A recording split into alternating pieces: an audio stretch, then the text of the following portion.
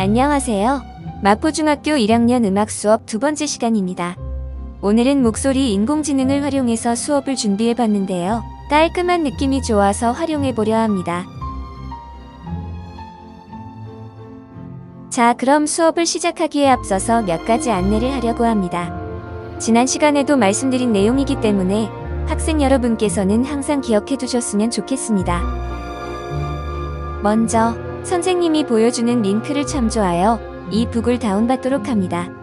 미래엔 출판사의 중학교 음악 2를 다운받아서 수업에 활용하도록 합니다. 그 다음 수업 시간을 철저히 지켜서 출결에 불이익이 없도록 합니다. 온라인 수업을 위해 미리 환경을 만들어 놓는 것을 추천드립니다. 코로나19 예방을 위해 개인 청결 관리와 마스크 착용, 그리고 사회적 거리 두기에 적극적으로 동참해 주시길 바랍니다.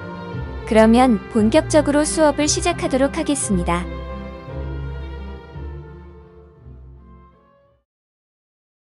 먼저 오늘 배울 내용에 대해 간단히 살펴보겠습니다. 지난 시간에 이어서 음악의 기초를 살펴볼 텐데, 변화표와 음계, 그리고 음정의 기초를 학습한 후의 배움과 화음에 대해 살펴보겠습니다.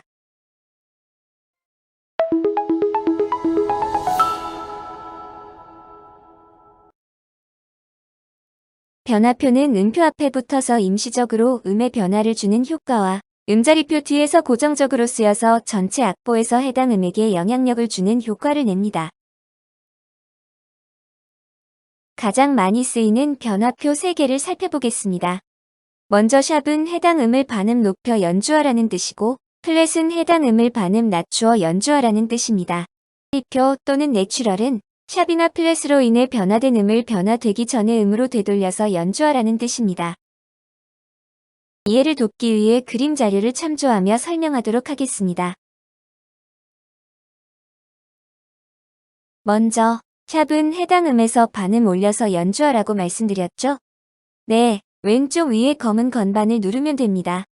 영어로 도, 샵 등으로 읽고 음 이름으로 읽으면 울림과와 같이 읽습니다. 선생님, 근데 미하고 시의 왼쪽 위에는 검은 건반이 없는데 어떻게 연주해야 되나요? 미하고 시는 예외적으로 바로 옆에 있는 다음 건반을 누르면 돼요. 즉, 파와 도에 해당하는 건반을 누르면 됩니다. 다시 말하면 미파와 시도는 흰 건반끼리 반음 관계예요. 그럼 플랫에서는 왼쪽 위에 있는 검은 건반을 누르면 되는 거예요? 그렇죠.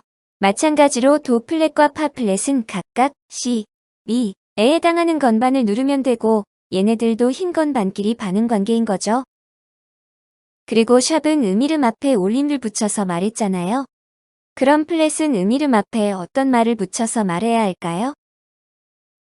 내림을 붙여서 말하면 될 것 같아요. 내린마, 내린다 이렇게요. 정답이에요. 하지만 영어 개 이름으로 말할 때는 미 플랫, 시 플랫과 같이 변화표의 이름을 뒤에 붙여주어야 해요. 이 밖에도 더블샵, 더블 플랫도 있지만 다음 기회에 배워보도록 하고 음계로 넘어가겠습니다.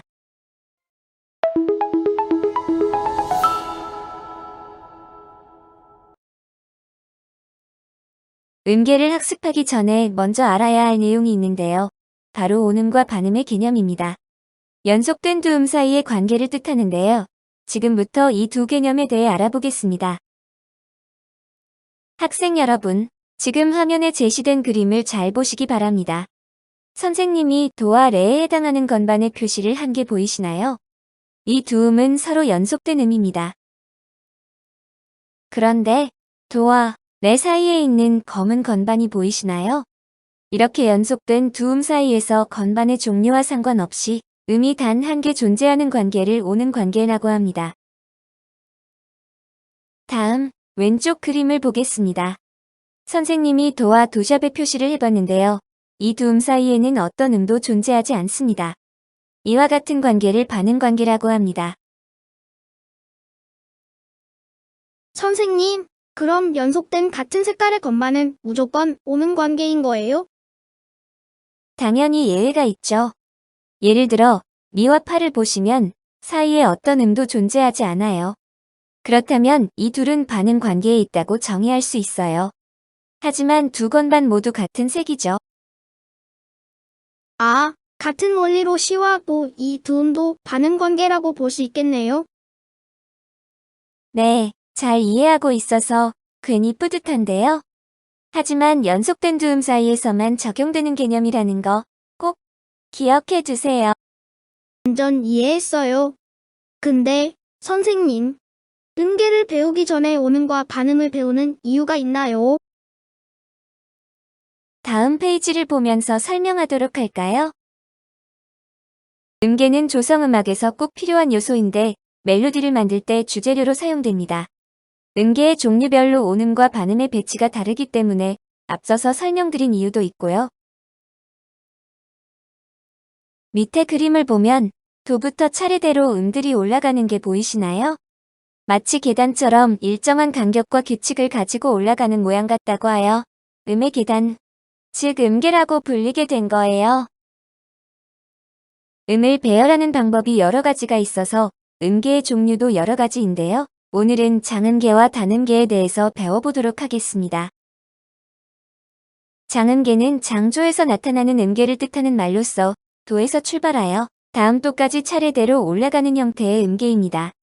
세 번째와 네 번째, 그리고 일곱 번째와 여덟 번째 사이가 반음입니다. 선생님, 장조가 뭐예요? 네, 나중에 배울 내용이긴 한데요. 장조는 보통 밝은 분위기의 조성을 뜻하며 곡이 끝날 때 대부분 도에서 끝맺음을 하게 되는 성질이 있어요. 그러면 다장조의 음계를 한번 들려드리겠습니다.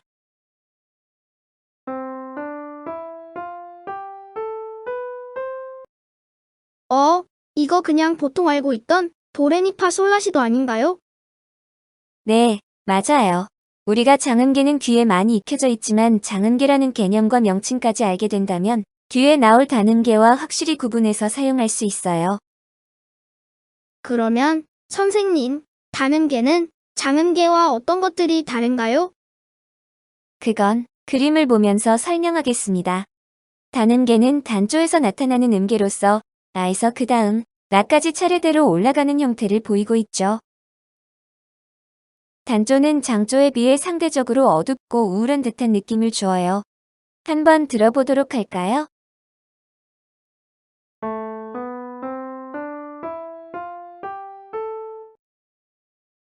선생님, 그러면 단조도 반음이 두 군데 있는 거예요? 네, 단조는 반음이 두 번째, 세 번째, 그리고 다섯 번째, 여섯 번째에 위치하고 있어요. 근데 음계만 들어서는 밝고 어둡고의 차이를 잘 못 느끼겠어요. 그러면 장조와 단조에서 주로 쓰이는 화음을 익히면 더 확실히 느낄 수 있어요. 하지만 그 전에 짧게 짚고 학습할 내용이 하나 있어요.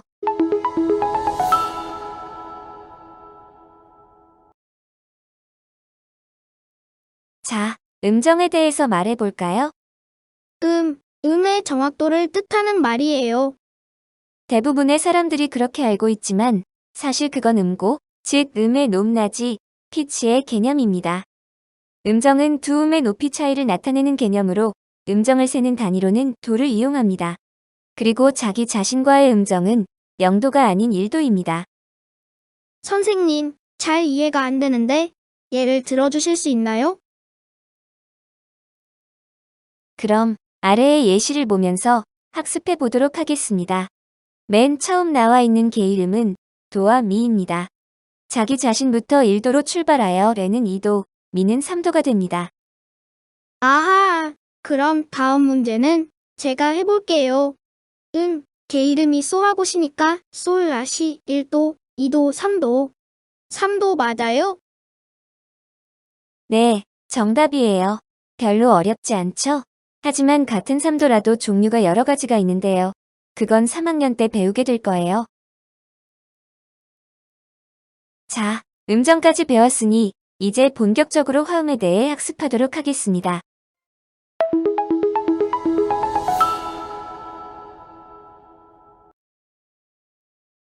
화음의 뜻에 대해서 말해볼까요? 화음은 두 개 이상의 음이 조화를 이루며 동시에 울리는 현상을 뜻해요. 네, 아주 정확하게 대답해 주었어요. 그런데 우리가 들었을 때 화음이 자연스럽다 또는 자연스럽지 못하다 라는 근거가 무엇인지 생각해 보셨나요?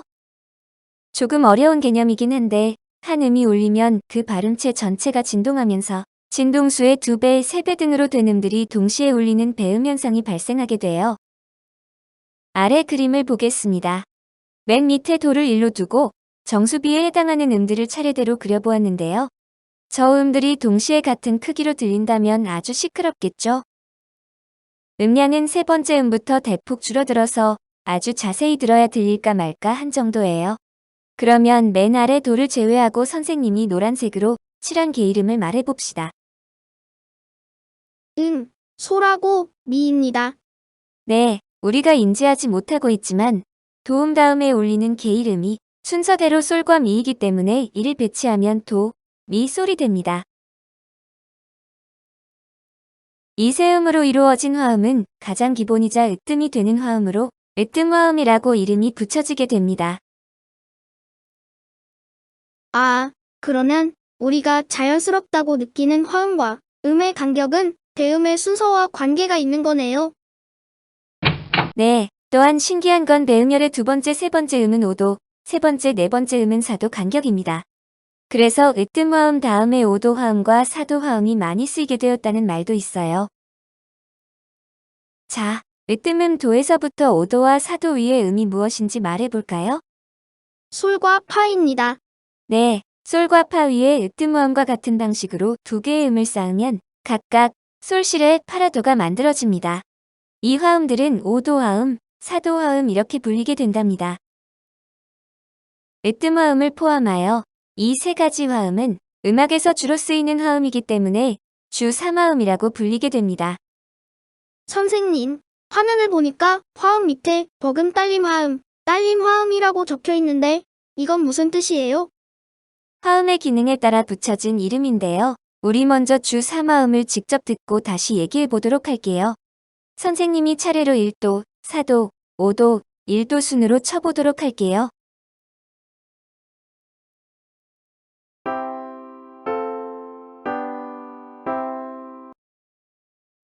잘 들으셨죠? 혹시 딸림 화음의 딸림은 무슨 뜻인지 말해볼까요? 그냥 실력이 딸리다 할 때 쓰는 말 아닌가요?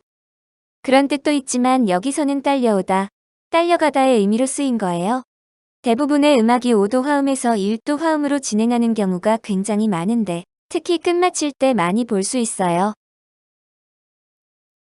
그럼 버금은 비슷하거나 바로 아래라는 뜻이니까 사도 화음이 5도 화음과 비슷한 기능을 하거나 대체해서 쓸 수 있는 화음이라고 볼 수 있겠네요. 네, 역할이 완전히 같지는 않지만 악곡의 마침골을 정할 때 5도와 1도 또는 4도와 1도 이렇게 화음 진행을 하기도 해요. 정리하자면 주 3화음에는 1도, 4도, 5도 화음이 있는데 이는 악곡에서 주로 쓰이는 3개의 화음입니다. 그리고 각각 으뜸 화음, 버금 딸림 화음, 딸림 화음으로 부를 수 있습니다. 선생님, 오늘 배운 내용들이 좀 어려운데 한두 번 학습하는 걸로는 안 될 것 같아요. 자신이 이해할 수 있을 때까지 집중해서 학습하면 금방 될 거예요. 여러분들이 배운 내용을 되새길 수 있는 과제를 게시판에 올릴 테니까 어렵지 않으니 다음 시간까지 꼭 해오세요. 변화표와 음계, 음정과 배음, 주요 3화음. 생각보다 많은 내용을 학습했네요. 다음 시간에는 박자표와 리듬, 반복 기호 등에 대해 배우는 기초이론 마지막 시간이 되겠습니다. 장시간 온라인 수업을 듣느라 몸이 많이 지쳐 있을 텐데 주기적으로 스트레칭을 하고 눈의 피로를 덜어주도록 합시다. 그럼 다음 차시에 뵙도록 하겠습니다. 감사합니다.